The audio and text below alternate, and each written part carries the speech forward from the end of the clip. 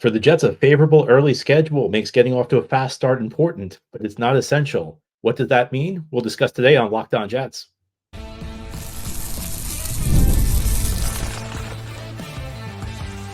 You are Locked On Jets, your daily New York Jets podcast. Part of the Locked On Podcast Network, your team every day. Welcome. This is the Locked On Jets podcast, part of the Locked On Podcast Network, your team every day. It is Thursday, August 22nd, 2024, and I'm your host, John B. from GangGreenNation.com. Thank you so much for making the show your first listen or first watch every day. Subscribe to the show for free on YouTube or wherever you get your podcasts so you get new episodes as soon as they're posted. If you enjoy the show and are listening on a podcast source, please give it a 5-star review. If you're watching on YouTube and enjoy the show, give this episode a big thumbs up. It helps us out, helps other Jets fans find the podcast. Today's episode is brought to you by Gametime. Download the Gametime app, create an account, and use code LOCKEDONNFL for $20 off your first purchase. Terms apply. Today, we're going to have our weekly mailbag show. Each Wednesday, we try and do a mailbag, but this week the schedule it was a little different, so we're doing our mailbag show on Thursday. Thanks to everybody who sent in questions. Let's begin with a question about the early season schedule for the New York Jets. John, I think this schedule looks pretty favorable. How important is it for the New York Jets to get off to a good start in 2024? I think it's important from the standpoint that I agree that things line up favorably in the early part of the season. And I'm the guy who always says, you got to be careful with these schedule prognostications because every single year there's a team we expect to be good that ends up being pretty bad. And there are teams we expect to be bad that surprise us. I mean, last year, everybody went into the season thinking Houston would be a really easy game for the Jets. And it ended up being like a really tough game because they got them in December, a Houston team that was playing really well. And the Jets beat them, which shows you, you never really know what's going to happen. September, we all thought that we all penciled it in as a win. By the time the Jets were playing Houston, we penciled it in as a loss, and the Jets ended up winning the game. But that said, I mean, you can look. One thing I think you can look at are quarterbacks. And week one, obviously, tough game for the Jets in San Francisco. But after that, I mean, you got Tennessee, you got New England, you got Denver, you got Minnesota. I mean, those are some pretty favorable matchups when we're talking about the quarterback position because you're going up against guys who are either really shaky or really young.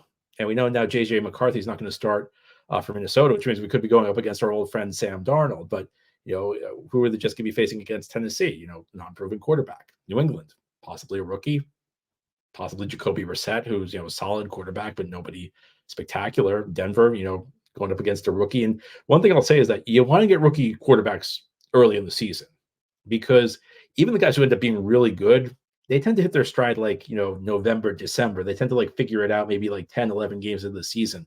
There aren't many rookies who go in and light it up immediately. And even the guys who are really good, you can look through the stat lines. I mean, even guys who end up being really, really good quarterbacks as rookies, even guys who have rookie of the year caliber seasons, they usually have one or two absolutely dreadful game in the early part of the season because they're still adjusting to the NFL speed. They're still adjusting to the complexity of defenses. So it's a real opportunity for the Jets to bank some wins in the early part of the season. And that's what I look at is, it's difficult to prognosticate who's going to be good, but it's not hard to prognosticate the quarterbacks you're going up against. And especially the younger guys, get to the later point of the season, you're going up against a rookie. It may be a different story, but I think that there's a real opportunity for the Jets to bank wins. Now, I don't think it's essential. So what's the difference between important and essential? Important means, hey, it's something we should be looking at. It's something that could matter for the Jets. I don't think it's necessarily the end of the world, though, if the Jets go off to a slow start. That goes back to the age of the team. And this is probably going to be, it's probably going to be the oldest roster in the league when the 53-man roster cut down day comes next week. If it's not, it's going to be close to the oldest team in the league. But there are pros and cons to that. One of the pros is that you have a lot of veterans in the locker room. So you have a lot of guys who aren't going to panic, if the team gets off to a slow start. It would be concerning if the Jets don't get off to a good start because of what I mentioned, because of the caliber of the competition. But at the same time, I think that there will be an opportunity for the Jets to come back if they get off to a slow start. It's one of those things you can't read everything into it. We shouldn't be declaring the season over if the Jets go off to a 2-3 start in the first 5, but it would not be a good sign.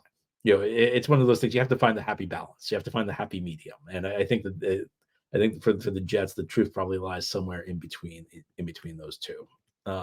Next question. Hi, John. The Browns just traded their kicker York to Washington. Given the volatility of the kicker position, do you think it's possible the Jets could get a draft pick for Austin Seibert? Seems like a good way to get a draft pick for a player not likely to get a roster spot. What are your thoughts? I think that if the Jets get offered a draft pick for Austin Seibert, they should trade him because, as you said, he's not going to make the roster. Now, I just came off a show where I mentioned that, the Jets should store him on the practice squad if he doesn't catch on with another team. But if someone's going to give up a pick for a kicker, I mean, this is the thing is like Austin Seibert was available for every team to sign this offseason. And, the Jets brought him in. There were teams that actually needed a starting kicker. The Jets did not need a starting kicker. The Jets just brought in an extra leg in case Greg Zuerlein gets hurt in training camp. I mean, that's really when you have an established kicker. And the Jets are giving Greg Zuerlein a decent salary. It's a fair salary. It's a salary Zuerlein has earned, but it's clearly the type of salary that indicates this is not an open competition for kicker, and nor should it be. You bring in a second kicker just in case your starter gets hurt in training camp. And as I mentioned, I mentioned this the other day that I think that keeping Austin Seibert around, makes sense if you can stash him on the practice squad, because then if anything happens to Greg during the season, you can just call Zuerlein, you can just call Seibert up, and there's an advantage to that because there is a rhythm to kicking. You have to be in a good rhythm with the long snapper and the holder, and it sounds silly, but think about just like how precise it is. Think about the timing of a kick. Think about where the laces, the old Ace Ventura thing, laces out. But kickers want the ball placed in a certain spot. They want a certain spin on it. They want certain laces. The kickers can be very picky with this stuff. So if you have somebody who's worked with these guys and been working with these guys in practice, it's a benefit. But that said, I mean, look, if someone's going to give up a pick for a kicker, those advantages aren't enough that I would give up a draft pick for them, because it's just like you can get a kicker anywhere. So it's like free money. I mean, if it came down to it and the Jets traded Seibert and Greg Zuerlein got hurt, they could find another kicker. And yeah, like you lose a little bit of an advantage because of the stuff I mentioned. You wouldn't have a guy who's got chemistry with Thomas Hennessy and Thomas Morstead, but I think a draft pick's worth more than that. I don't think anybody will give up a pick just because it's like I say, there's always a good kicker available. You can always find a good kicker somewhere, but there are teams that are dumb. I mean, there are teams that are dumb enough to give up a draft pick for a kicker. You mentioned one of them. Remember that dude, Kari Vedvik, who blew that game for the Jets against Buffalo in 2019. I mean, there were other reasons the Jets lost, but the guy was dreadful. It was the first kicker Joe Douglas brought. My rants about Joe Douglas in the kicking position began with Kari Vedvik. As bad as that was for the Jets, Minnesota actually gave up a draft pick in a trade that preseason with Baltimore. The Vikings actually gave the Ravens a pick to get Vedvik and then cut him, and the Jets signed him. So look, there are teams that are dumb in the NFL. I think it would be really dumb to give up a pick for Austin Seibert. Could it happen? I doubt it. But if someone's going to give you it's essentially a free draft pick, because as you mentioned, he's not going to make the team. So if someone's just going to give you a free draft pick, I mean, the Jets should be all for that. I can't see any real rationale for turning that down. Now, head to a Locked On Jets podcast. We've gone from talking about a guy who's not going to make the team in Austin Seibert to a guy we're not sure if he's going to be on the team this year, Hassan Reddick. No news yet on Reddick. What should the Jets do here? Maybe just stand pat, and we'll go into more detail on that continuing here on this Thursday mailbag edition of Locked On Jets. Today's episode of Locked On Jets is brought to you by Gametime. Gametime has a new feature now called Gametime Picks that makes getting tickets for your favorite live events even easier. Gametime Picks filters out the fluff to show you only incredible deals or great seats, so you don't have to waste time searching through thousands of tickets. I've used Gametime myself. It's an amazing app. I've used it just before events, an hour or two before an event I've wanted to go to. I can't believe the deals I found. I've gone to a Broadway show. I've gone to see U.S. Open tennis. I've gone to the Holiday Bowl in San Diego. The great thing about Gametime is that you get the view from your seat before you buy. So that way you can get a picture of what it's going to look like from your seat. So no surprises, no obstructed views out of nowhere. Gametime is the place to go to get your tickets. Jets week 1 in San Francisco, week 2 in Tennessee, week 3 home, week 5 in London. Gametime is the place to get in on the action. Take the guesswork out of buying tickets with Gametime. Download the Gametime app, create an account, and use code LOCKEDONNFL for $20 off your first purchase. Terms apply. Again, create an account and redeem code LOCKEDONNFL, LOCKEDONNFL. It's one word with no space for $20 off your first purchase. Terms apply. Again, create an account and redeem code LOCKEDONNFL for $20 off. Download Gametime today. Last minute tickets, lowest price, guaranteed.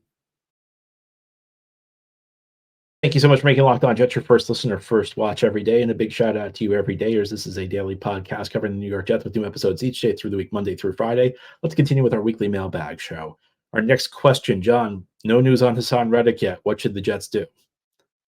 I mean, it's a tough spot. I don't think they should trade him at this point. I think they need to try and figure out a way to land this plane, so to speak.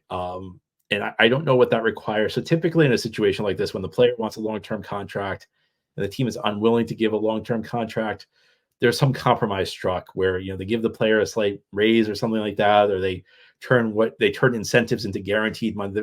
They give the player something, and in return the player returns. I don't know where things stand right now, though. It seems like there's not really, as you mentioned, there's no news on this front. There's no real progress at this point. One thing I think the Jets should stop doing is no more press releases. I mean, that was escalating that by putting a press release. It's not a big deal, but I just don't see what sending that press release last week accomplished. They have to figure out a way to make this work. And part of the problem is that at this point they can't roll over and give Reddick a monster deal, because they'd end up looking really bad if they did that. So I don't know what the solution is. I think I think back to some of the more acrimonious negotiations the Jets have had in the past. The most famous of which was the 2010 Hard Knocks season with Darrelle Revis, where Revis' holdout was one of the stories of that season of Hard Knocks. And eventually what the Jets did was they kind of worked out Revis wanted a long-term deal at a big dollar value, and the Jets essentially compromised and they gave him a short-term deal at a big dollar value, which ended up coming back to really bite the Jets, because a few years later that was that put the Jets in that spot where they were really kind of up against it with Revis, and they ended up trading him to Tampa Bay. But I don't really know where the Jets can go at this point. I mean, I think the Jets have put themselves in a tough spot with Reddick. I don't think they should trade him. I don't think, you obviously just can't give the guy a blank check at this point. I've said it before, I'll say it again. I'm not really sure I understand why you'd trade for a guy like Reddick unless you were prepared to give him a new contract. So we'll see. I think they have to try and figure out a compromise. Now, what that compromise would be, I think it's kind of tough to say. Next question: where is Jordan Travis? At this point, I assume he's resigned to spending the season on the non-football injury list. Assume this means they don't have to hold a roster spot for him. Feels a little bizarre given when they drafted him, they said they expected him to be ready for training camp. It begs the question of whether it was worth the 4th round pick. If you're going to have to take a redshirt year on a flyer player rather than someone you can put out there and see what they have immediately, why wouldn't you do it? So the question's on Jordan Travis. I mean, don't have a ton of updates on that, but I've been of the mind that Jordan Travis was probably this was going to be a pure redshirt year for Jordan Travis coming off that injury. I mean, this was obviously, this is the most obvious statement in the world. This was not a pick made for the 2024 Jets. This was a pick in a player who at the quarterback position, whose tools that they like, who they think maybe they can develop, whose stock is maybe a little lower than it should be because he's coming off a serious injury. It would be great to get him back on the practice field because you can't really develop him until he's practicing. But, he's on the non-football injury list right now, which it's a very weird designation because Travis is on the non-football injury list, even though his injury was clearly a football injury. But essentially the way it works is because it didn't happen in the NFL. A football injury is considered an injury that happens on an NFL field. So even though it was a football injury and because it happened on the practice field, it's considered a non-football injury. So that doesn't really make a big difference. That just means he's on the non-football injury list instead of the physically unable to perform list, which is where he'd be if it was a quote unquote football injury. But this year it's not like the Jets had any plans on playing Travis this year. This was always kind of a long-term dart throw more than anything. I mean, I don't think the Jets are expecting Travis to be the heir apparent to Aaron Rodgers, but he's a guy who I think that they felt like, there's enough there at this point in the draft, 5th round. Why not? Maybe we'll get lucky. That's what it is more than anything. And I mean, yeah, you'd like him to be on the practice field. You'd like to be able to work with him in year 1, but I don't think it's that big of a deal because we knew he was coming off a serious injury. And if he gets back on the field at some point this year, that's great. If he doesn't, then you'll start developing him next year. It's not like you're going to find a day 1 contributor in the 5th round anyway. I mean, if you find it, I know occasionally there's a guy who steps in and is a great day 1 starter in the 5th round, but those guys usually don't happen. usually it's a guy who's a developmental player. And yeah, would I rather have him on the practice field than on the sideline rehabbing an injury? Sure, but at the end of the day, the fifth round is really about the long-term view.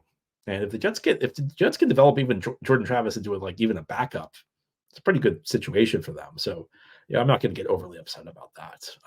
It's just it's the fifth round. I mean, you're probably not going to hit on that pick anyway. Next question, John. I know the Jets have a defensive line rotation to keep players fresh. How do they decide who plays when? Is it a plan before the game? Is it the position coach, Ulbrich, Salah? How about other positions? That's a really good question. A really smart question. And there's no one answer to this. There are a couple of things that come into play. I mean, there are points where guys are fatigued during the game, so they may ask. Guy may send a signal to the sideline to ask out. Typically, a guy raises his hand if he's tired, and they sub him out then. Sometimes it comes down to down and distance. On third and long, the Jets are going to take their run-stopping defenders off the field at that point. They're going to load up on pass rushers. You're going to have 4 pass rushers on third and long in obvious passing situations, or late in the game. And you figure out who your best pass rushers are for those situations, and they're kind of in a package where it's that's our third and long package. So that's another thing that comes into play. Another aspect of this is that you have guys that you may notice during the game that there are certain coaches who are up in the press box. And, sometimes your offensive and defensive coordinators are there just because they think they get a better view of the field. But you also see position coaches up there. And one of the big reasons position coaches are up there is that some of them are responsible for seeing the personnel the other teams put on the field. So if you see a fourth receiver on the field, you got to get a linebacker out there and get another defensive back on the field. So they're calling down. And again, you have packages for this. Okay, we know in advance that if the other team puts 4 receivers on the field, this is the personnel we want on the field. So there's other things that go into that. And generally speaking, though, if we're talking about okay, this guy's in, this guy's out, none of those other situations apply. I haven't heard the Jets confirm this, but typically it's the position coach, because the head coach is worried about running the game. The coordinator is worried about calling the plays. So typically it's the position coach who figures out who goes in and who goes out. That's the way it is for most teams. I would assume that's how it is for the Jets, even though they've never really confirmed that. I'm not sure anybody's ever asked it. It's great mailbag question. I don't think anybody's ever asked the Jets coaching staff whether the position coaches are in charge of this, but generally speaking, that's who it is. So that's who I'd assume it would be. If we're just talking about a neutral situation and you just want to say, let's get this guy a rest. He hasn't asked for it. There's no personnel grouping required. Generally, it would be the position coach. But again, a lot of different aspects go into that. So there's no one answer, because it could just be a guy being tired. It could be a certain personnel grouping that you want to get on the field for game situation. Could be responding to the other team's personnel grouping. There are a lot of different possibilities there. Now, here on the Locked On Jets podcast, we'll turn our attention to the offensive side of the ball. Just have a very important player who's going to complement Garrett Wilson this year. What's his status? We'll go into that continuing here on this Thursday mailbag edition of Locked On Jets. Today's episode of Locked On Jets is brought to you by FanDuel. You've heard me talk a lot about FanDuel, America's #1 sportsbook. But now I have something a little different for you. Now through September 22nd, all FanDuel customers can bet $5, get a 3-week free trial of NFL Sunday Ticket from YouTube and YouTube TV.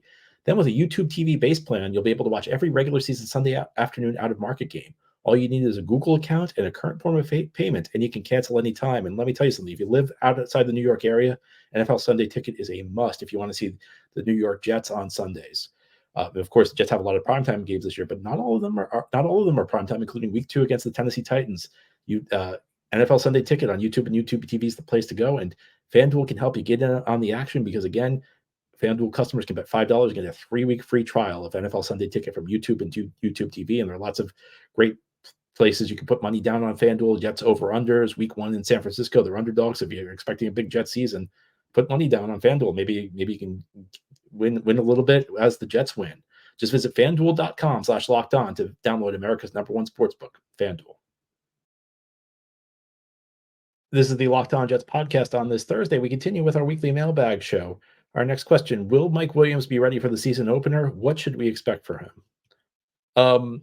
Jets are giving us every indication they're expecting him to be ready by the start of the season. Heading into training camp, Robert Saleh said he was on the Breece Hall plan. And you may remember last year, Breece Hall did not begin training camp, as a full participant in practices, but he was ready for Week 1 and ripped off a 28-yard gain on his first carry of the season. I haven't heard anything. The Jets have not suggested anything other than Williams will be ready for Week 1. So, what can we expect from him?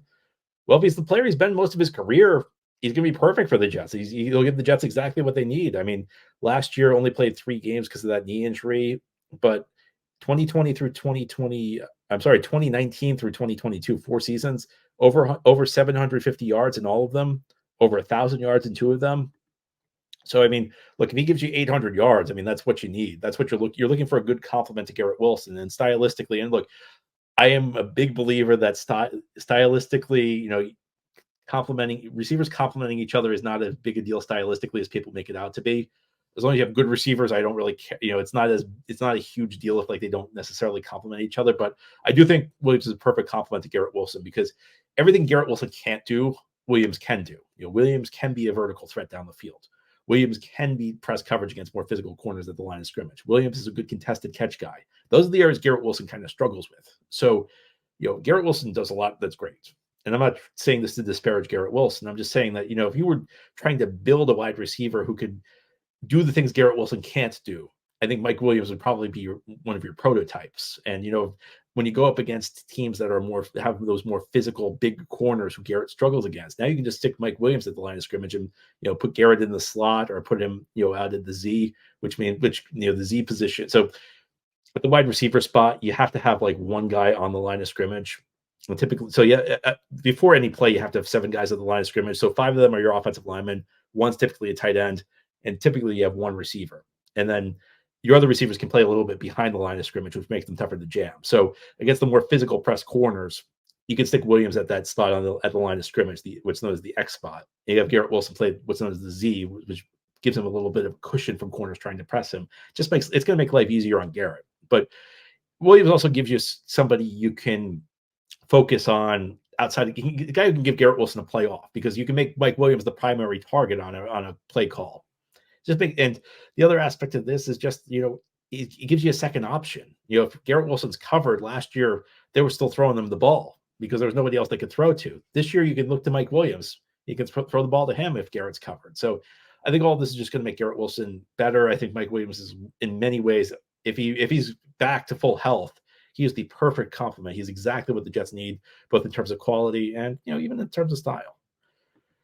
And our last question: would not be the first time, nor probably the last under Woody, that an odd-timed GM change could happen here with our New York Jets. If JB got the nod today, what were the first 5 moves you'd make? Okay. Anything can happen, but I can guarantee you Woody Johnson is not going to fire Joe Douglas and put me in charge of the team. And I don't think Joe Douglas is going to be fired at this point. And look, I've certainly been a Joe Douglas skeptic, but at this point, I don't think anything good can come from firing Joe Douglas, because I don't see what would be accomplished. He's already built the team for this year. When they fired McCagnon in 2019, it was just really weird timing, because McCagnon had already built the team, and really all they did was they essentially saddled the new hire Joe Douglas with this awful roster. So, and essentially, Joe Douglas is still getting blamed for like the struggles of the team the first couple of years under McCagnon that he inherited, because of how bizarre the time frame was of the firing of McCagnon and the hiring of Joe Douglas. If I was hired as GM, the first thing I do is find the best assistant GM I could find, because we need someone who knows what they're doing in the front office. But I think, generally speaking, the team is built right now. So if hypothetically I was to take over, I think you wait and see.